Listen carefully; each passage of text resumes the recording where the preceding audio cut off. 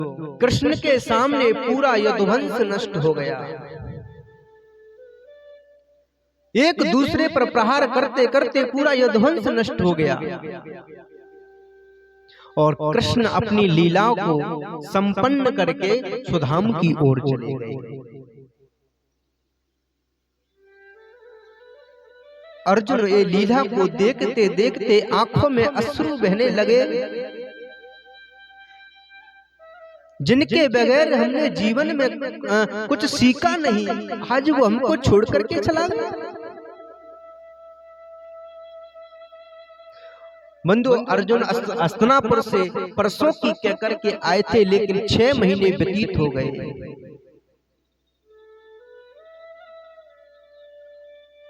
अर्जुन रोता चिल्लाता बिलखता हुआ रह गया। और इधर में क्या होता है, सुखदेव जी कहते हैं, राजन परीक्षित, आज युधिष्ठिर जी को रात्रि में सपना हुआ और सपने में क्या देखते हैं कि युधिष्ठिर जी गौशाला में गए। सब गाय शांत कड़ी हैं, बछड़ा भी दूध नहीं पीते और जोर जोर से ऊपर मुंह करके कुत्ते रो रहे हैं। महाराज, जब युधिष्ठिर जी नगर में प्रवेश किया तो सब नगरवासी अपना युधिष्ठिर जी को देख करके अपना मुख नीचे कर लेते हैं।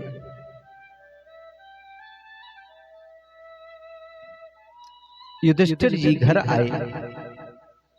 भीम से कहा, भीम मुझे बड़ी बेचैनी सी हो रही है, मैंने रात्रि में सपना देखा है कि गौशाला में कोई गाय चारा नहीं खाती और बछड़े दूध नहीं पीते।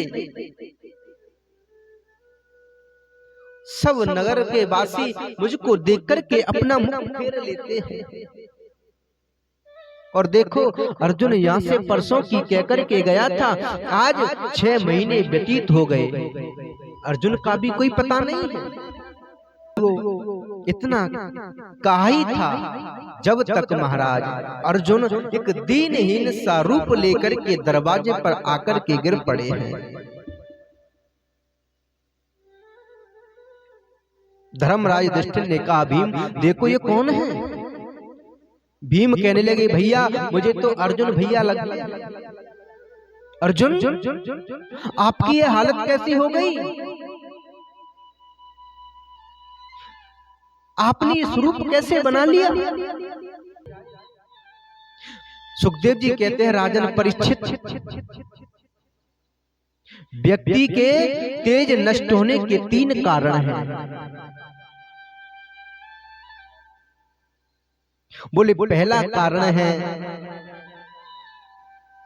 कि पराई स्त्री का संग करना। जो व्यक्ति पराई स्त्री का संग करता है उसका तेज नष्ट होने लगता है। ये नितांत सत्य है। दूसरी बात है कि गलती से भी गाय का वध हो जाना। गलती से भी गाय का वध हो जाने से व्यक्ति का तेज नष्ट हो जाता है। बंधु, तीसरी बात है क्या जिसके बगैर आपने जीवन में जीना नहीं सीखा, जिसके बगैर आप जी नहीं सकते, यदि वो आपको छोड़कर के चला जाए हमेशा के लिए तो व्यक्ति का तेज नष्ट हो जाता है। युधिष्ठिर ने कहा, अर्जुन क्या ये गलती आपसे तो नहीं हो गई? अर्जुन की आंखों में आंसू है। कहता है, भैया जिनके बगैर हमने एक क्षण भी जीना नहीं सीखा, पूरे महाभारत का युद्ध ऐसे पार करा दिया जैसे गाय का खुर पार कर देते हैं। लाचाग्रह में उन्होंने हमारी प्राण रक्षा की और एक बार तो अगस्त ऋषि से भी प्राण रक्षा करी। सुखदेव जी कहते हैं, परीक्षित जब पांडव वन में थे तो दुर्योधन ने एक षड्यंत्र रचा और अगस्त ऋषि से कहा, देखो आप पांडवों ने आपका निमंत्रण किया है, आपकी भोजन की व्यवस्था पांडव लोग कर रहे हैं वन में।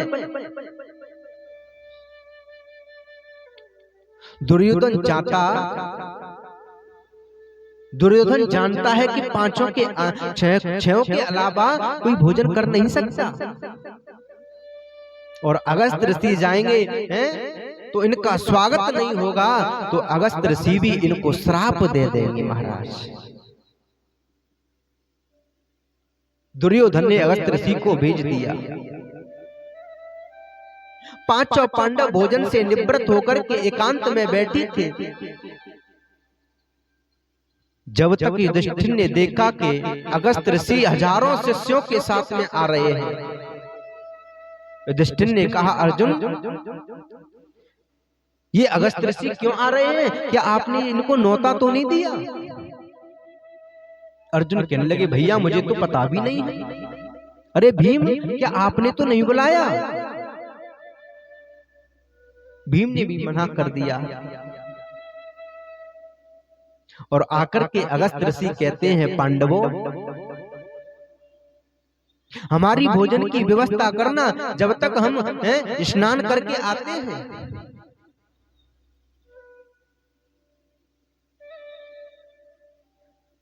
यमुना जी में स्नान किया, और जब तक कृष्ण आ गए महाराज, कृष्ण कहने लगे, द्रौपदी मुझे बड़ी भूख लगी है, मुझे बड़ी भूख लगी है, थोड़ा सा प्रसाद दे दो। द्रौपदी चिल्ला करके बोली, कृष्ण जलेब पे नमक छिड़कते हो? अरे एक तो वैसे ही अगस्त ऋषि आए हैं कह करके गए हैं कि भोजन की व्यवस्था करो, एक दाना भी अन्न का नहीं है। कृष्ण कहने लगा, द्रौपदी मुझे बड़ी भूख लग रही है, कुछ भी हो, थोड़ा सा भी हो, मुझे दे दो। द्रौपदी ने कहा, कृष्ण पूरा बर्तन खाली है। कृष्ण ने कहा, द्रौपदी थोड़ा सा भी हो, मुझे दे दो बस।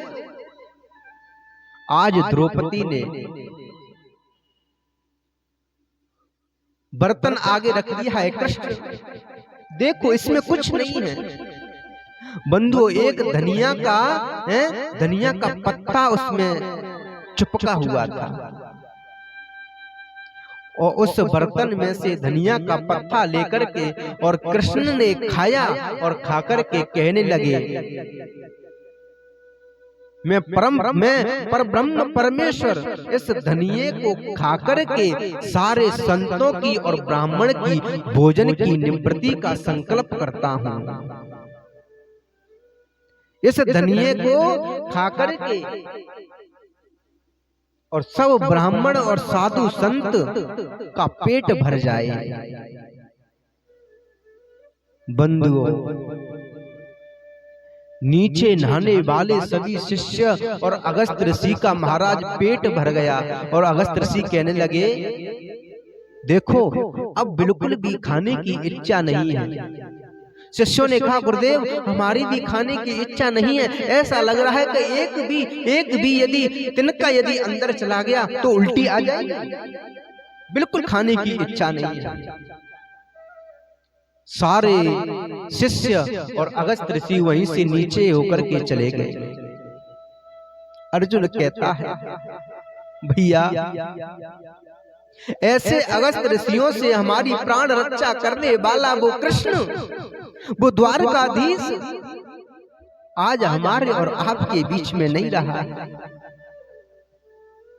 बंधु, इतना सुनते ही युधिष्ठिर जी पागल से हो गए हैं। भीम कपने लगा,